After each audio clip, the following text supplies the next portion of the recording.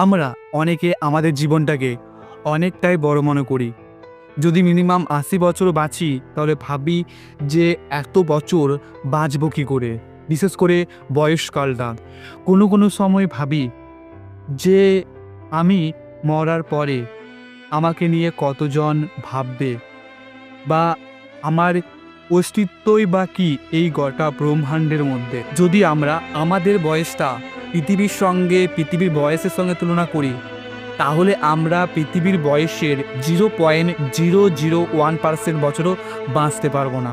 এই পৃথিবীতে কমসে কম আমরা ১০০ বছরের ওপর নিচ বাঁচতে পারি। তাতে করে আপনার ছেলে তার ছেলেও হয়ে গেলে আস্তে আস্তে আপনি তাদের স্মৃতি থেকে আস্তে আস্তে কিন্তু মুছে যাবেন।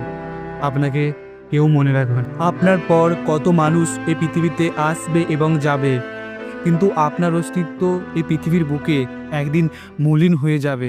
পৃথিবীতে একদিন এমন কোনো মানুষ থাকবে না যে আপনার ব্যাপারে ভাববে, কারণ এই পৃথিবী অনেক পুরনো, যা আপনার মতো অনেক অনেক লক্ষ লক্ষ কোটি কোটি মানুষের মৃত্যু জন্ম দেখেছে।